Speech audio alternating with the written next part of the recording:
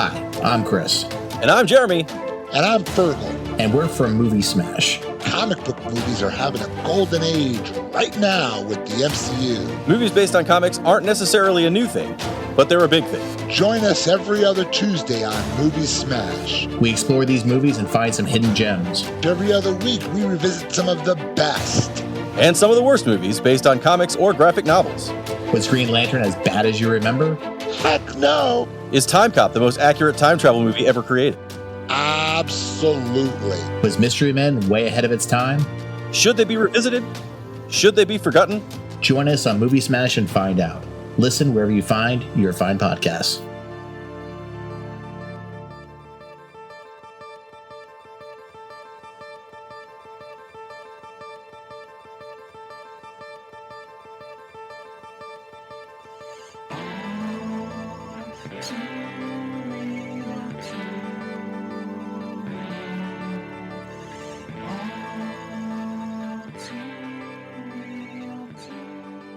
Okay, everybody, welcome to the latest episode of All Too Real 2. My name is Michael E. Cullen II, and with me, as always, is... Sesame, paper, and Carta. Paper. Yeah. Do you like paper? I do. Yes. Paper is a very useful thing. You can write on it. You can wipe your ass with it. You do a lot of things with paper. You can make paper airplanes and throw them around. Yeah. You can wrap like food in it, like wrappers, or not wrappers, as in like physical wrappers. Well, I guess they could use paper too. You could wrap you could put a wrapper in it, you know? Yeah. Yeah. It'd be a lot of paper, though, but you could. Yeah. Yes. You can wrap up a wrapper in paper. Yes. One Jay-Z to go, please. Something like that, Oh, God. So, anywho, today on the show, we are talking about the new Peacock television series, The Paper, the spinoff of The Office. We've got a couple guests joining us, Brady Kesling from the Holy Toledo Podcast, and Cheryl Lightfoot from the American International Podcast. So here's our review. I'd like to welcome our guests here for this episode. Can you tell us a little bit about yourselves? We'll start with you, Cheryl. Hi, my name is Cheryl Lightfoot. I am a podcaster. I co-host with my partner, Jeff Markin, the American International Podcast, where we discuss a different American International Pictures movie every week. We've been doing it for about 2.5 years. I'm also a producer. Michael, you were a guest on the Pop Culture Junkie podcast. Yes. I don't host that one. I'm not in it, but I'm a producer along with Jeff. And that's also, we have a weekly episode there too. And that's been going since 2020. And I work in media. I'm currently working for a radio station group here in Phoenix, Arizona. But I worked in television in Toledo for 30 years. And then I came out here, did some more TV, and then transitioned over to radio. It's much better. And I write for the Pop Culture Junkie podcast, or the Pop Culture Junkie. I write for popculturejunkie.com. Okay, and Brady? I am Brady Kesling. I'm a podcaster as well, I guess. Not for nearly as long as you guys, though. Ours is pretty new. We've only got like 5 or 6 episodes. It's the Holy Toledo Podcast with my partner, Tom Stamos, that we do. And we talk about things in Toledo. We talk about, actually, quite a variety of things. Getting ready to do an episode, for example, about the film that they shot here in Toledo, which will be fun because we were both involved behind the scenes. I did work at a TV station when I was a kid, when I was like 18 years old, but I've been out of media for quite a while, other than as a filmmaker. So I consider myself an independent filmmaker and a writer. That's kind of my quick byline for you, Michael. Thanks. Yeah. Brady and I were both in the movie Eeny Meeny behind the scenes. Oh, I love that Brady movie. Briefly. You can see the side of his my head at least. ear is in there for a second, I swear. Yes. I like that movie a lot. I watched that. It turned out really well. I was It impressed. did. Like, not only, it's one thing to be in a movie, because there's lots of independent films that aren't that great, but it's another one to actually be in a movie that was, a big production, a Hollywood production. It's on Big internationally stars. and big stars, and it's actually watchable. It's actually fun. It was a trip. Samara Weaving is so good in everything. I love She her. really is. She is. Yes. And she's so beautiful in person too. I was right by her. Like one time when she was in the car, I was in a slot machine and she was literally like 2 feet from me. So it was kind of cool. Oh, she is. Yeah. She's very pretty. Yeah, she is. Absolutely. Yeah, we were sitting there and waiting on things to go, and she's just sitting there in the car waiting, and she looks over at me a couple times and smiles and stuff, and that's about the only interaction we had, but it was cool. So, yeah. You will remember it until the day he dies. Yes, I will. Yeah, I feel you, man. Yeah. That in the short conversation I had with Marshawn Lynch, but Yeah. Oh, he's There great you too. go. Yeah. yeah. But yeah, anyways, yeah, check that out. Eeny Meeny, that's on Hulu currently.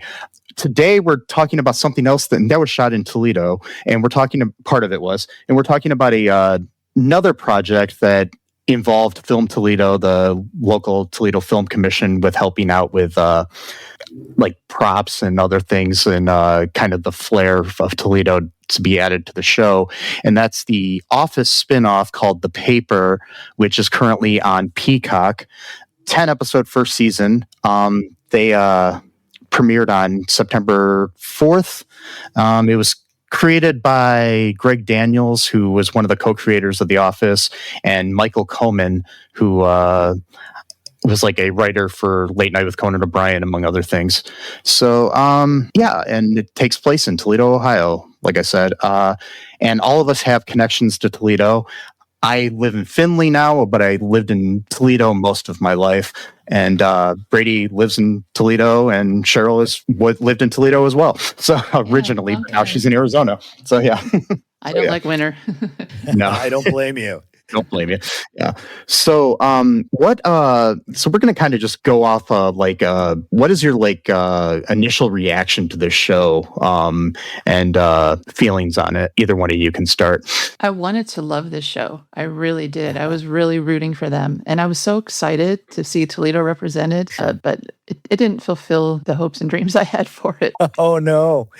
Well, that's a shame. How do you think it let down? Well, mostly because I used to work for a newspaper. It was my very first like adult job. I was an intern at the same newspaper that my dad worked at for his entire career. And that was in South Bend, Indiana, which isn't a huge town. It's not Cleveland. It's not Cincinnati, but it's not a dinky little town. It's smaller than Toledo, but comparable. And they take writing a newspaper, they take it so seriously. And just to see how mocking the tone was towards the newspaper business and towards the paper itself. When you watch the opening to the show, they use the paper as disposable garbage. And that just sets a tone of the subtext of the whole thing, isn't it? I just didn't appreciate that. From the beginning. I mean, I took it in a different way, and I've actually read some interviews with Greg Daniels about this, and their commentary that they are trying to make is the fact that the industry is kind of dying, and that people don't respect it as much as they should. And they were trying to point out the fact that journalism isn't taken as seriously as it should be. Yeah. I think they're on the threshold of a great idea because, the industry is in big trouble. I mean, my dad got out in like 2008 and he was so happy he did. That's when he retired. But that could have been the germ for a really great sitcom about fighting against that. Instead, they just don't know what they're doing there. And I thought that was disrespectful. They did touch on it a little bit, I think, with their like where they were like fighting against their corporate owners, which is a lot of the problems that we have, where you've got a society right now where people can't even trust like the New York Times or the Washington Post because, you know, what I'm saying is that because they cave into or like even like national news, like on TV, like CBS and other things that are caving into the administration and other things where it's and then even and I'm sure there's people on the other side of the aisle politically than I am that feel the same way about the news as well. So well, they kind of make people feel that way. I feel like we basically have two different parallel universes going on. I've been I'm a hospice nurse by trade, and I've been in houses with different political leanings than mine. And what's happening on their television is not what's happening on my television. These are two completely different universes. Like we've split off into a multiverse or something. Addressing that in the show would have been really interesting. And maybe them competing against another newspaper in Toledo or the network news, the local news. On TV. They could have I did find it to do. I did find it kind of implausible that a big building like that used to be like a huge newspaper would. I mean, I know newspapers are cutting down on their staff and everything, but that they would basically cut down to that one thing. But I mean, we do have. It is kind of funny that like in the show itself, they talk about a local weather person on WNWO when WNWO doesn't even broadcast out of Toledo anymore. No, and they called it Channel 5. WNWO. Oh no, that was later. I think that they called it Channel 5 because I think that was a different station because that didn't have the NBC logo attached to it. But they had WNWO up on the background screen when they were when Nicole was on that talk show. I worked for Channel 5. Channel 5 was a thing, and that's where I worked. And it was a CW affiliate before that, WB, before that Independent. So and I was offended. It's currently attached to 13 now too. So because they changed it from 5 to 13. I knew people that worked there too. So I did some stuff with them, not directly, but helped out people with some video work at that was like my whole 5 life and stuff. 20 some years, and I did some stuff. I did some stuff at 24, and I've done stuff with 13 and 11 as well. So if they take the time to learn the call letters of their NBC affiliate, they should learn the number too, the channel number. It might be required by law to not identify them. That's the thing. It's like have to change some stuff. I don't know. Yeah, but they could have changed. Yeah, because sometimes they do make them do that, and I mean, I don't know. I didn't notice the WNWO on the TV screen when Nicole was at the station, so I didn't know. But behind her, I was too busy paying attention to her. I think just because I think she's adorable. I'm noticing a theme here with where Michael's attention is. I'm just saying. No, but on her, I've liked her as an actress for a long time. Ramona Young. She had a recurring role in I think a partially main role on DC's Legends of Tomorrow for a bit too. So I liked her from that. So that's why. Yeah. But she looks familiar to me, but I can't place her. I don't think I've seen that show, but she looks very familiar. Watched it when it ran on TV5. I watched it. She's probably my favorite out of the cast besides Domhnall Gleeson. Domhnall, whatever his name is, Gleeson. Domhnall Gleeson. Domhnall sounds like an Irishman, sir. Yeah. So what was your take here, Brady, on like did you like, was there anything you didn't like, or is there anything that we get out of the way first? Actually, I enjoyed it, and my wife, who likes nothing and has like zero sense of humor, that's her own words, or I wouldn't dare say it in public, actually got a kick out of it and has watched. I think she has not seen the last 3 episodes because I had to kind of cram those in today. But we went to the premiere in Toledo at the or the party, the kind of whatever they call it at Imagination Station on the big IMAX screen, and watched the first 2 episodes with the crowd, which was a lot of fun. They were all rabid Office fans and kicked my butt. I do not have the trivia gene or I guess I'm not that into The Office, but I really thought I enjoyed all the references. I get that Toledo's kind of the butt of the joke, and that's, it is what it is, right? I mean, that we're in a way it's kind of making fun of Toledo to an extent, I feel like. But I mean, that's, I expected that after, watching The Office. I kind of expected that. Esmeralda drives me nuts as a character. Yeah. I have a really hard time watching her, but other than that, I actually kind of really enjoyed it. I think that the chemistry between Ned and Mare is really well done and well acted, and like it's there from that first lunch that they have when he buys her a salad. I mean, there's something there, and you want it to pay off, kind of like on The Office, but we can talk about how that go. I don't know if we're doing any spoilers or not, but I mean, I feel like they may have made a misstep in the final episode, because I don't know. Yeah. I don't know that you want to resolve that, because I think that's part of what keeps you watching and part of what keeps it interesting. That they did that on that kind of like they did that on Moonlighting and ruined it. Exactly. See, I have a feeling that they did that because they didn't know if they were going to get a second season at that point. Yeah, sure, could be. And I also think, by the way, they do now. I hope that there's a lot that they correct and course correct in the second season. I do think it was like the problem with modern television is the whole like, we're going to have like 8 or 10 episodes for a season. Mm-hmm. And they don't give it time to breathe, and that's what the problem with this is compared to The Office, where they gave you, that slow rise of like Jim and Pam, and will they, won't they, or like, back in the day with like Sam and Diane, or like you said with Moonlighting. It's when you get 24 episodes in a season, you can build things more. And I hate this whole network, this whole streaming style of 10 episodes. If you're doing a drama, I think it works for 10 episodes more than with a sitcom, because with a traditional sitcom, because you've got this whole, there are some sitcoms like Hacks and other things that work with, like the Righteous Gemstones and stuff like that work with shorter seasons. But this isn't that type of show. This is your typical network television sitcom, and you need to build your storylines, and they were rushing through it too much. That was my main issue with the show. And I think it would have benefited a lot from a 24 episode season or something. And also, when you're binging everything all at once, when they released everything on the same day, I think that kind of killed a little bit of the tension too, and stuff like that. And actually, to go on with what you said there, Michael, I felt it kind of did feel like all the writers were in a room and they pitched out all the best ideas they could come up with, and they weren't sure if they were going to get another chance to tell those stories. So they're kind of all over the place, you know what I mean? And they don't really seem like one episode leads into the next, or that there's any kind of continuity. Like 1 minute, 1 minute they're completely failing, and the next thing you know, they're winning awards.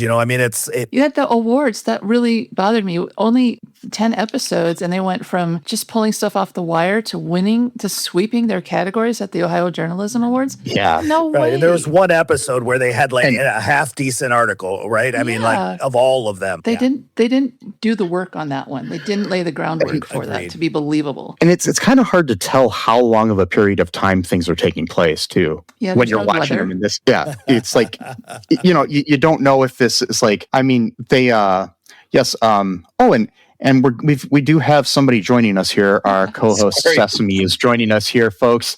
A little late, but we're good. Totally got sidetracked. My fault. Totally. That's okay. We're just kind of going over what we liked and didn't like about the series, the first season here. Were you able to watch the whole thing, Sesame? No, just the first 2 episodes. Yes. So hopefully we don't spoil anything for you here, but we might talk about some things that happen. Yeah. Go ahead, Cheryl. I saw one of the characters wearing a Santa Claus suit. I don't know if you remember that they were handing out the toilet paper that tasted like peppermint or whatever. And I thought, are they trying to say this is winter in Toledo? Because everyone's wearing like normal street clothes, no coats or anything. What are they going to do? I don't know. If they go to season 2, are they going to make it all happen in the summer, spring and summer? See, I don't know if that was supposed to be December or what, because I don't think it was. It was. Yeah, I think it was just the person wearing the suit was right. I was just scared that they were just trying to show Ken as being completely off, probably. See, because he's giving you the gift of toilet paper on a cone. Congratulations. See, that's my main thing with Ken and what's her name? Esmeralda. I don't think you need both of them. I don't think you need Esmeralda. I thought she was the most annoying sitcom character I have ever seen. And that's sad. I began to like her as it went on, but like I said, if they would have given her, but she's way too over the top for this show. And I know that in The Office, for example, you did have like Dwight Schrute, who was kind of over the top, but in his own subtle. But the thing is, the thing with the way Rainn Wilson played that character, it still was kind of believable that he would actually exist in the world. And he was sympathetic at times too. Yeah, obviously had more time to look at his character than we've had with Esmeralda. Yeah, and maybe in the second season they'll tone her down a little, or I hope so, or she leaves or something. I don't know. She's not a bad actress, and the character works, but it's more like her character seems more like something from a like 3 camera setup sitcom, like from the 90s or something, not like she's like the Fran Drescher of this show. And not something that gets like a third of the screen time. I agree. I think Ken is a better villain he's a better foil. If you're gonna have somebody who's the bad guy, I think Ken's probably. I wouldn't be intimidated by Esmeralda at all. I don't think. Yeah, and I mean, she did have some good lines. I do like in the pilot where she says, "Don't be so self-defecating." Yes, that was made me definitely laugh. quotable. Yeah, Yeah, but Tim Key is really good as Ken. yes, And he's only like a year. He's only like a year older than me, which kind of really it's just weird to me to think because he seems older. So I loved Alan Havey as the big boss. He's on this talk show on Comedy Central when it first came out, and he's really funny, and he's really good in this. I've been a fan of his for years. He's a great stand-up comic too, so it's good. And he did play a role on The Office, which is interesting that they have him play in a different character here because I forgot, he was in 2 episodes as the father of a girl that Dwight was supposed to get married to. Oh, okay. Yeah, like a farmer. Yeah. I want more of him and less of Esmeralda for season 2. Me too. And his character was really good. I mean, he's very sympathetic. He's very well written. It was a good character. Yeah. Yeah, I feel like the smaller roles were actually better than some of the. I mean, the 2 main leads as far as Mayor and Ned, I think were pretty awesome. But like the Nicole and Detrick and Adam and Travis, those guys are all kind of like I kind of wanted to know more about them, like the weird little kind of maybe not so neurotypical part of the office. Yeah. Like what are they doing? What's what's going on with them? Alex Edelman is pretty funny. He's a good stand-up as well, and his character is just quirky and in another way that's believable as well, as opposed to like Esmeralda, that's quirky and in an over the top, annoying way. But yeah, he's is he the one that's? Sorry, go ahead. Is he the one that's supposed to be the quote unquote poor religious person? Or is that am I? He's the one that he's got like a bunch of kids and I don't know if because well, there's this line in episode 2 because that's as far as I got in the show, but where they're going to the park looking for a story, and then the guy's like, "Well, we could take you back to the station, right?" It's like, dude, you're not a cop. Oh yeah, what are you talking about? Oh yeah, that was pretty funny when they were when the dogging thing was going on. Yeah. Oh yeah, the dogging. To me, that shows how they fundamentally don't understand how news gathering works.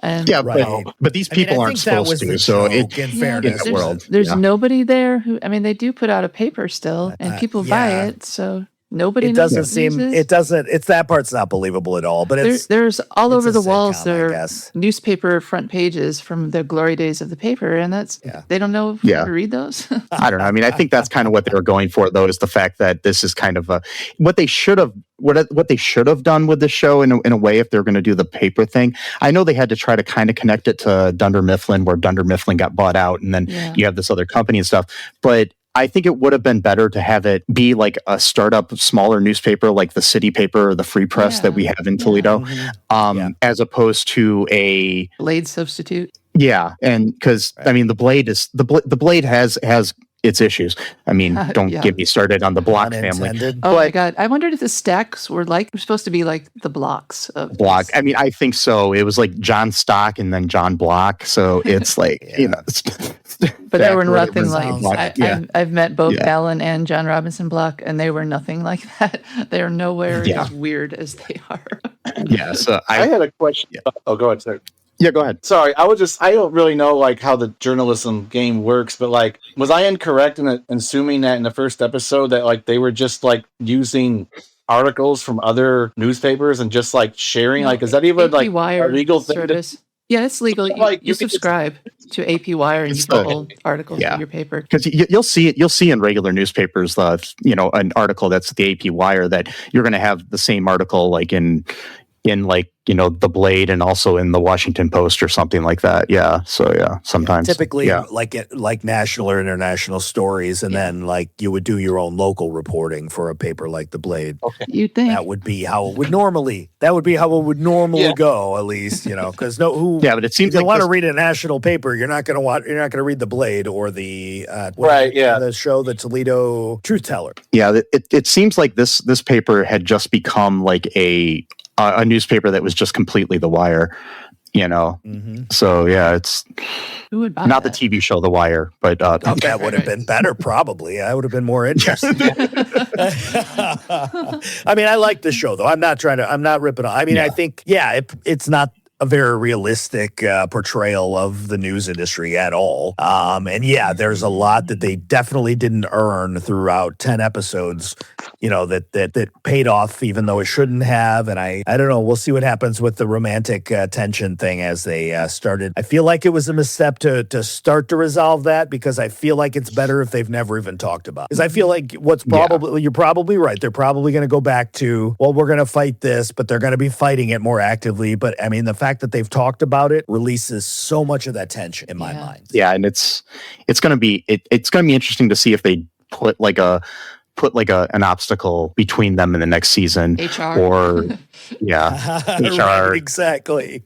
I mean, that's probably what they'll go for or something. Yeah. But and it's interesting. And what were you guys' thoughts on Oscar being involved from The Office? Didn't give him enough to do. No, but yeah. I didn't expect them to. It's true. I did love his one, and I assume it was improvised, but the rant when he tries to get them to not record him, and he's saying all of the worst words he can think of, but they're not that bad. Yeah. And they're still bleeping him out. He's seeing boobies and stuff, and they're bleeping it. I mean, that was pretty funny. I enjoyed that part. But he didn't really get a lot until the end of the season. Yeah. And I mean, I love Oscar Nunez as an actor. He's hilarious. But the thing is like on the original show, Oscar didn't. I mean, he got his own episodes here and there, but he was not like the focus. And I think that it was right to not make him like. It's not like Frasier, where the main star is one of the supporting characters from the show, Yeah. I'm glad they were able to bring somebody over to kind of have a little bit of continuity, or to make it an actual, what felt like more like a real spinoff, because otherwise it's just a spinoff in name, right? I mean, if you just say, okay, well, these guys they work for another subsidiary, so it's a spinoff. That's not really a spinoff, I don't think so. Not in my mind. That's not how spinoffs used to work, but I'm an 80s guy, so what do I know? Yeah, and this isn't, I mean, it still isn't, I mean, it's like, that's a good question too. Like, would it have worked if it wasn't a spin? I mean, I think that a lot of the criticism that is coming into the show too are people that were huge fans of The Office, expecting The Office again. But they have to remember that the first season of The Office was almost horrible.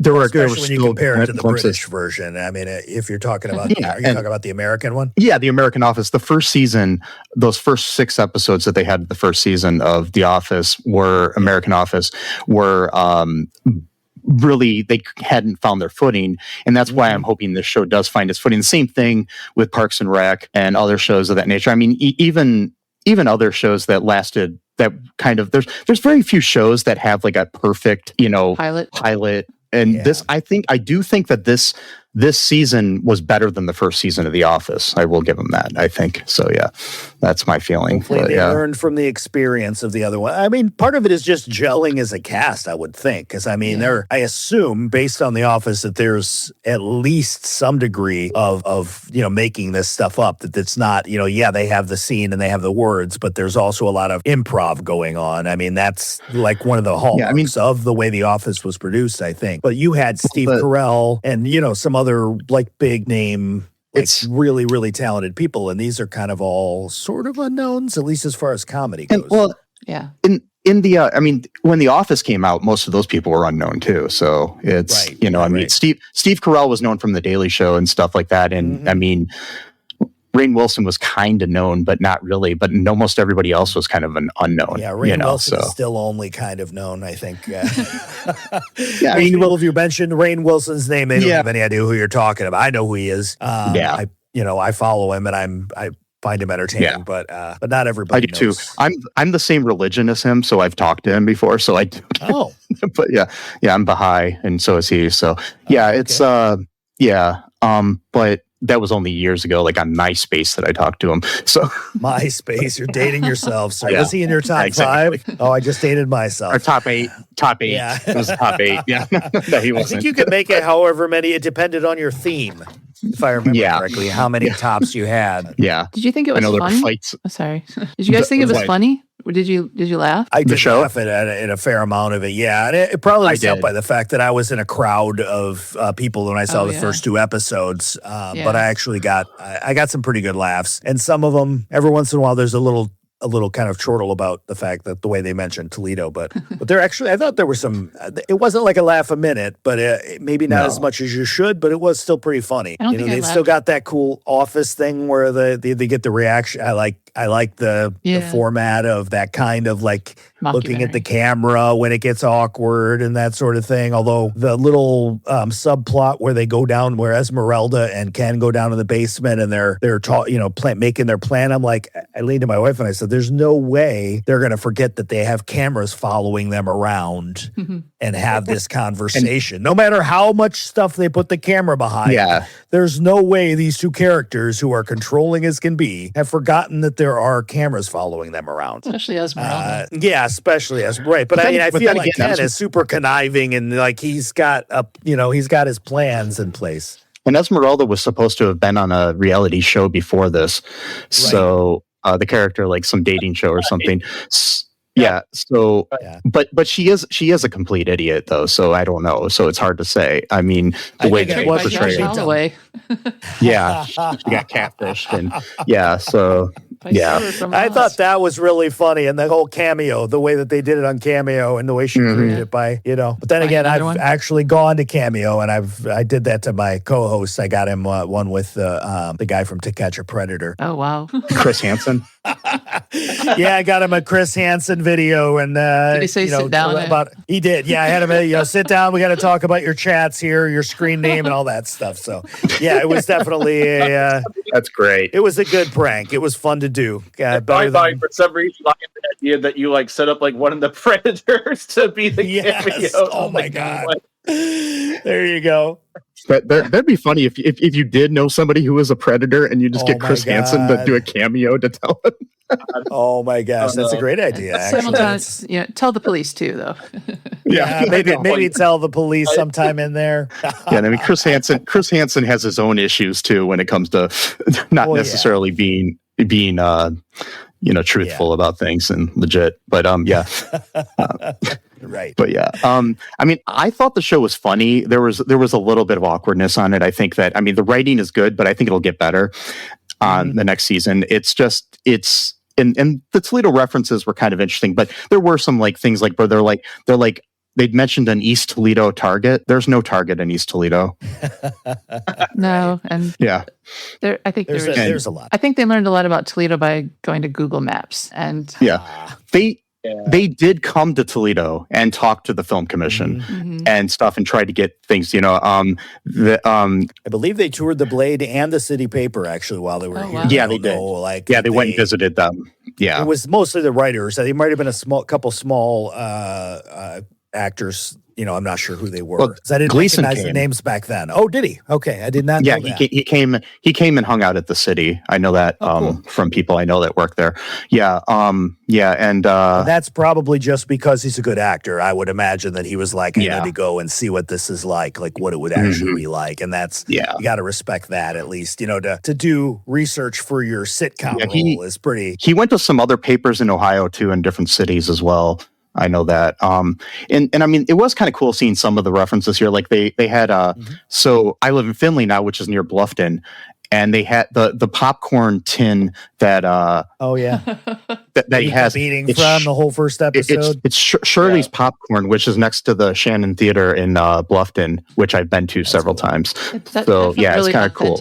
Those popcorn tins, 3-ways they were everywhere. Yeah. Everybody had those. Mm-hmm. They were, they're always really old. Stale. And then you have like Mud Hens references, and I want to see like Tony Pacos mentioned next season, or different things. I can't believe they didn't. You're right, they didn't mention Tony Pacos once, did they? The entire 10 episodes. That kind of is disappointing. I'd like to see that. So, like, did any of you watch AP Bio when that was on? I watched a little bit of it. I just recently learned that it was set in Toledo. That's how behind the times I am.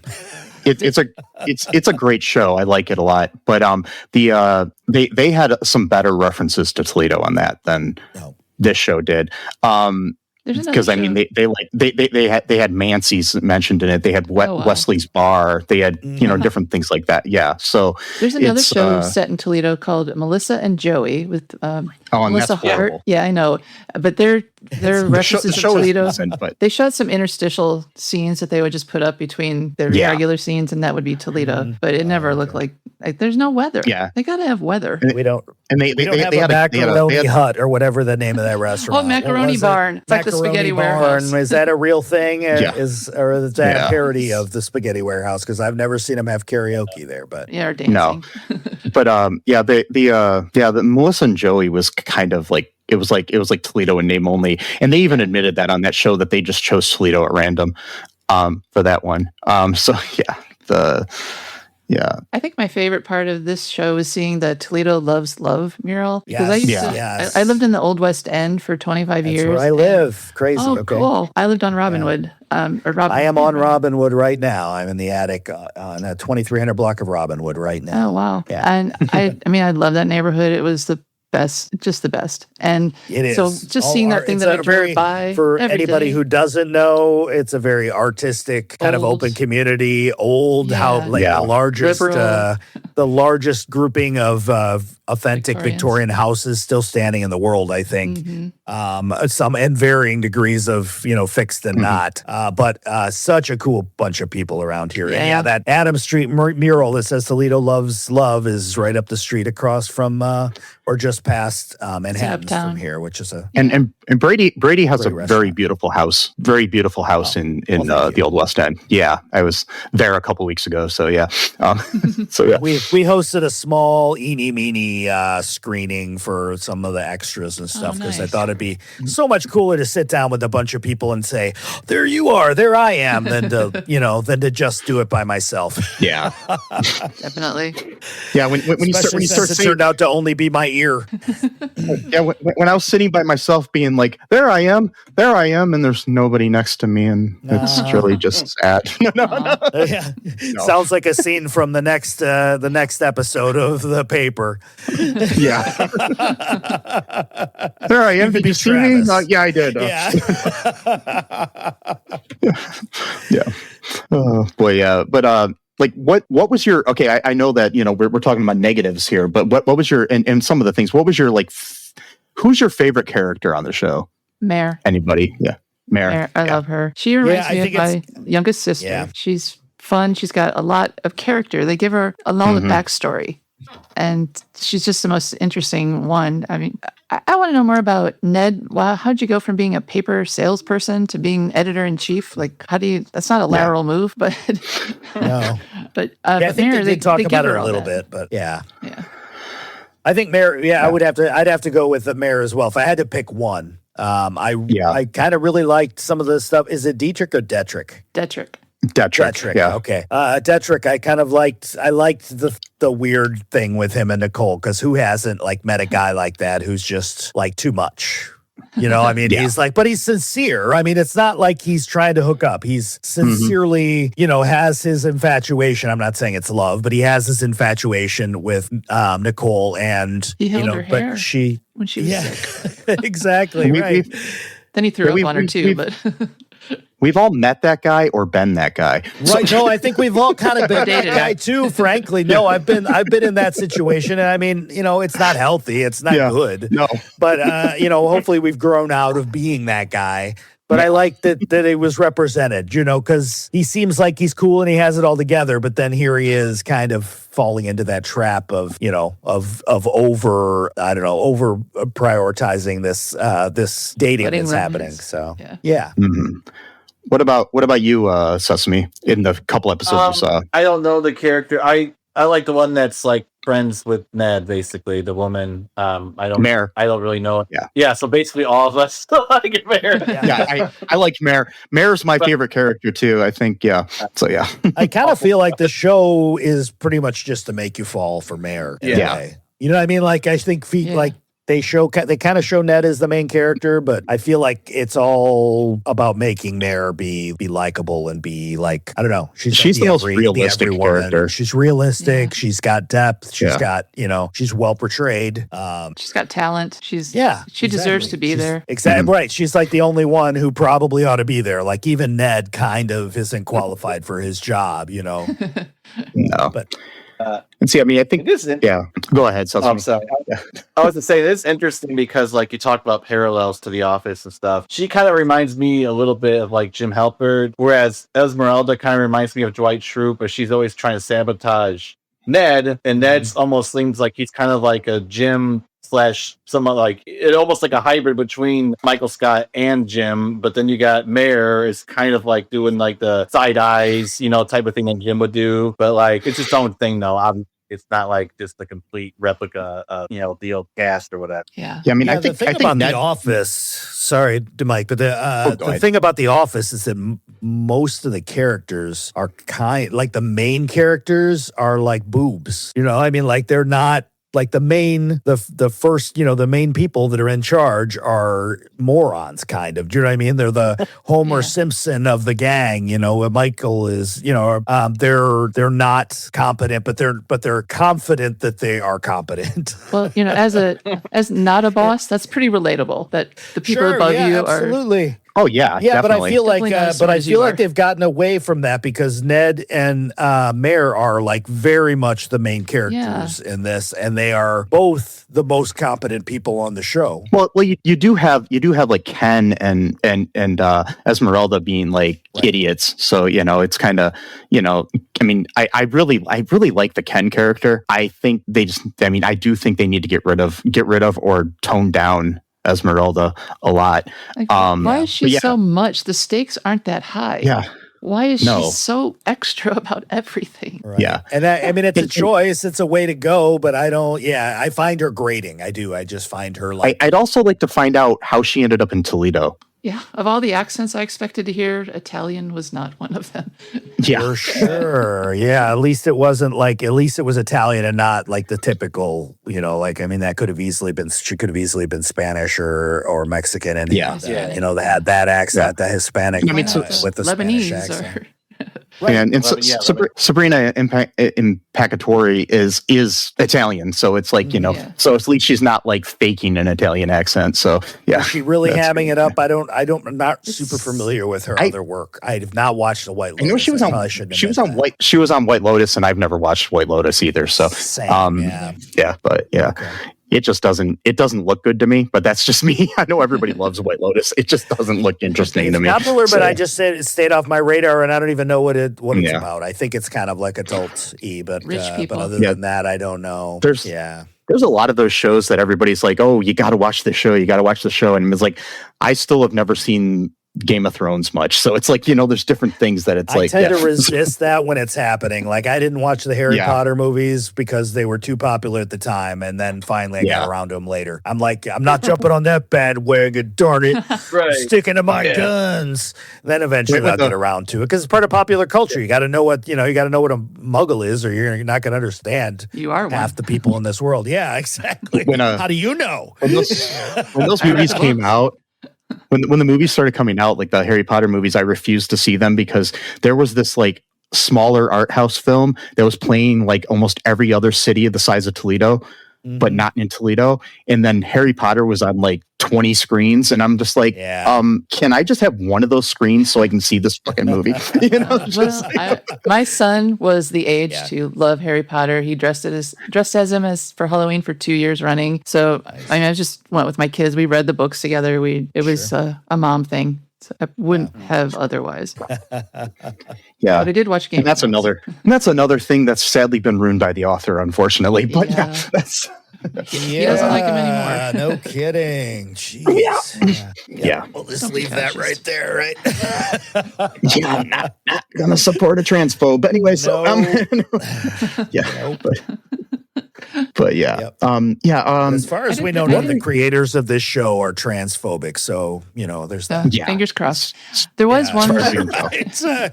There was one moment that I thought was really realistic. When I was in college, I interned I went to Purdue. I interned for a station down there, and I was talking to the news director, and my job was to call local sheriffs and cops just to find out if anything happened. And I reported to her there was this accident that some kids had died. And she's like, "Oh, great." And I was like, "What?" And that happened in this show too. Like, the worse the news is, the better it is for them. Right. And it just it was jarring at first, but I got used to it. But yeah, that was realistic to me. Serial killer trying to report the hidden body at the morgue. With Scranton Strangler.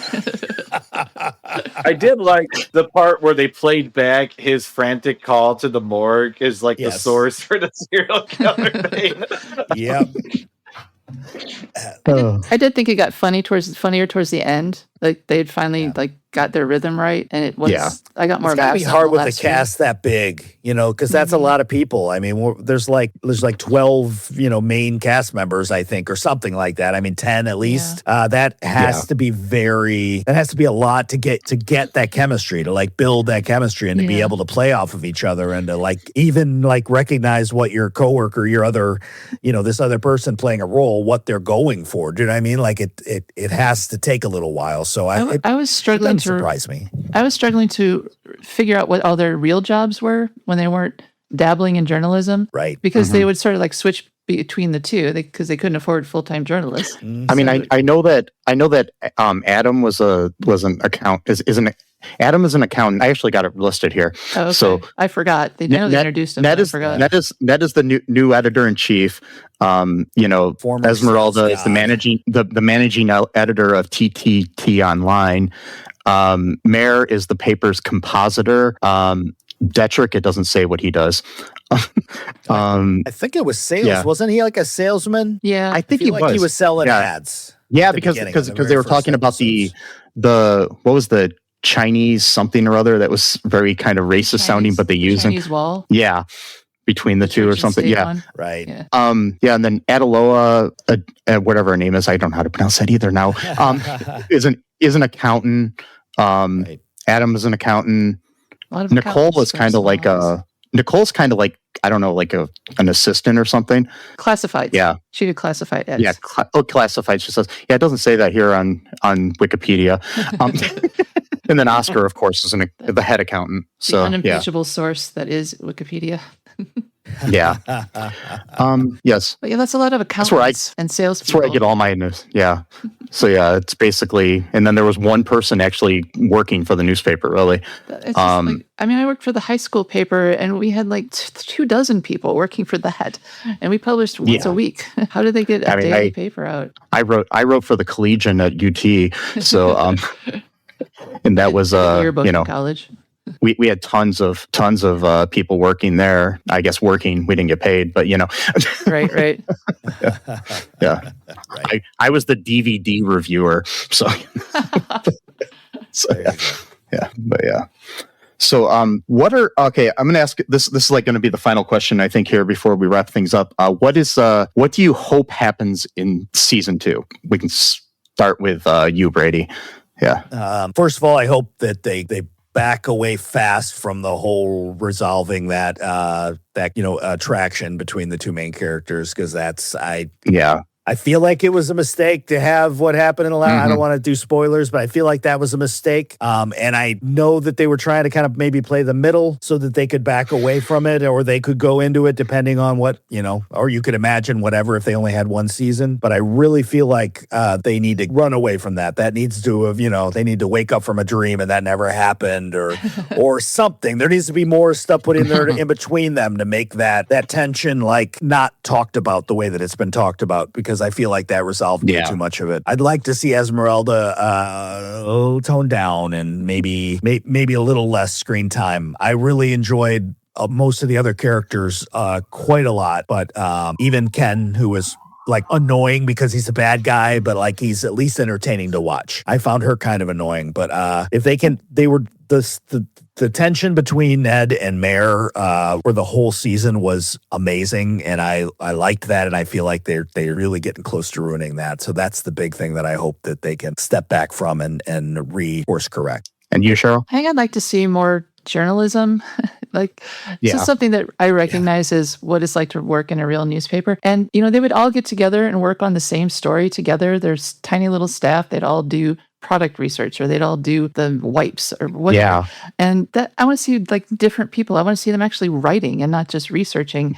I want to see a little, they shorthanded it all the way through and somehow managed to win journalism awards, but I want to see how that came to be. I want to see more of that. And like you, less of Esmeralda. She can disappear, or she can have like a personality overhaul, but if it was Game of Thrones, they just kill her off. Yeah, she can go work for something else, somewhere else. Like the Cleveland Plain Dealer or something. There you go.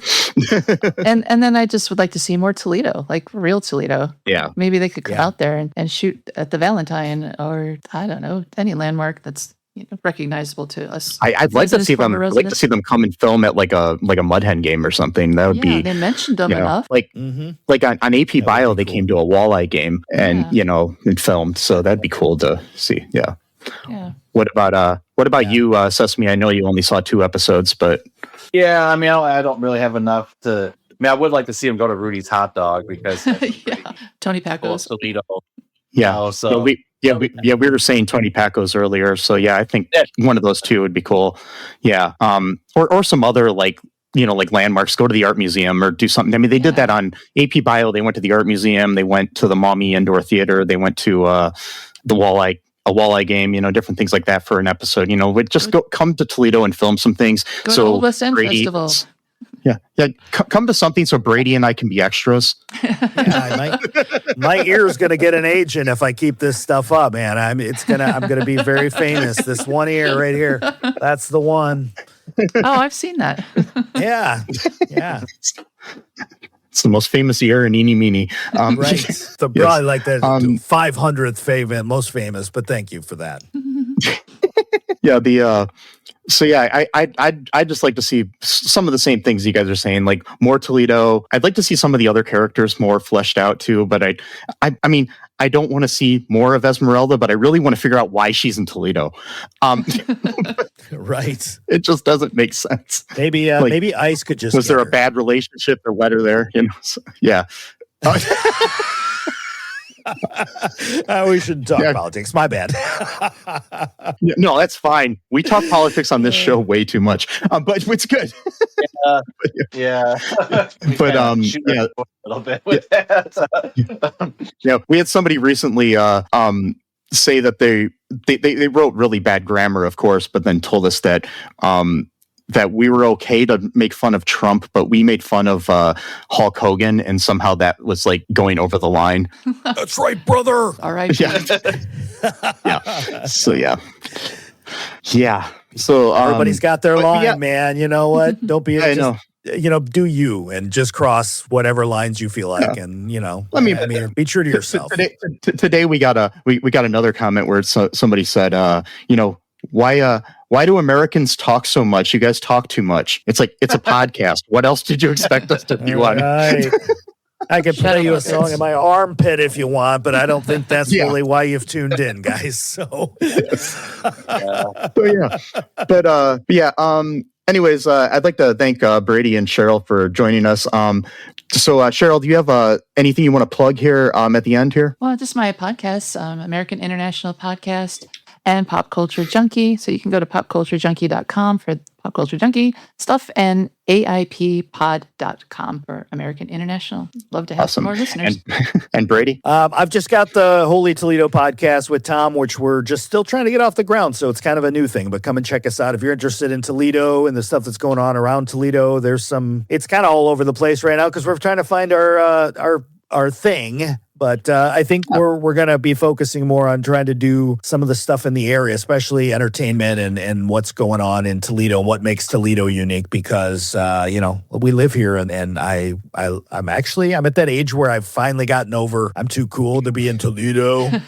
Toledo's actually pretty badass, and I've realized that my wife moved here from Arizona and she, I'm learning through her that, that we got a lot going on. She moved from Phoenix, which is a huge city. That's where I live. And she loves, there you go. You went the other way. She loves it here. I mean, other than the weather. There's an exchange. Yeah, exactly right. We're 1-to-1. I'm just like Jerry Seinfeld. One leaves, another one comes. That's how it works. Yeah, I'm thinking that what we all need for our podcasts and make them, stick is we all need an Esmeralda on the show. And no, I'm joking. And we kill her. So, anyways, thank you guys. Thanks for having me. Yeah, thank you very much. Problem. This was fun. Okay, that was our review there with our guests, Cheryl Lightfoot and Brady Kesling. Good show. I recommend checking out The Paper on Peacock. All 10 episodes of the first season are on there. Anything else you want to say about it here before we wrap things up, Sesame? No, it was really fun. I had a good time talking to them. I think that I have a lot of good insights into the show and pop culture in general. Yeah. I agree. Folks, if you could just do us a favor, and here's something you can do online. It doesn't involve paper at all. Go to all2real2.com and check out all of our links there. We have a link to our TeePublic where you can buy some shirts, or things on paper. I guess you can get like posters and stuff there too. So you could do that. You could also go to our Patreon and help support the show there. Patreon. Yeah. Paper tree. See, and paper comes from trees. Yeah, it does. So it makes sense somehow, right? Kind of. Yeah. Not really at all. But anyways, folks, check out that. Also, be sure to follow us on all of our social media. We got links on there to that as well. Check out the podcasts of our guests, the American International Podcast and Holy Toledo Podcast. There'll be links to that in the show notes.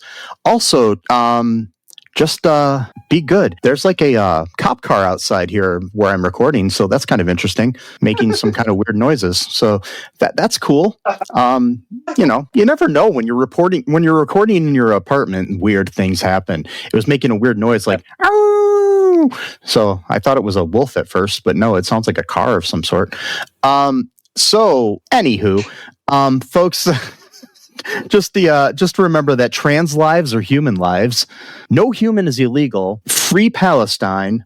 Fuck the oligarchy. Yeah. Support journalism. That's a good thing too. You can do support journalism. Support local journalism. Support free independent journalism as well. That's actually some important things you can do right now is to support actual real journalism. Yeah. There's a reason why Superman became a journalist, because that's not by accident. That's to show how important real news and journalism is. Yeah. And just be good to each other, be different, be yourself. That's always a good thing. And just remember that I love you. I think our guests probably love you. Probably. Sesame loves you, right, Sesame? I always love them. Yes. And until next time, bye-bye. Thanks for listening to All Too Real 2 Podcast, a Cullen Park production.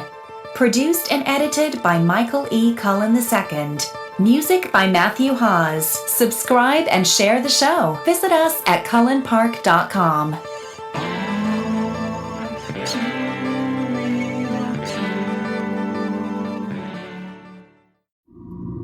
Listen. That's the sound of the fully electric Audi Q6 e-tron. The sound of captivating electric performance, dynamic drive, and the quiet confidence of ultra-smooth handling. The elevated interior reminds you this is more than an EV. This is electric performance redefined. The fully electric Audi Q6 e-tron.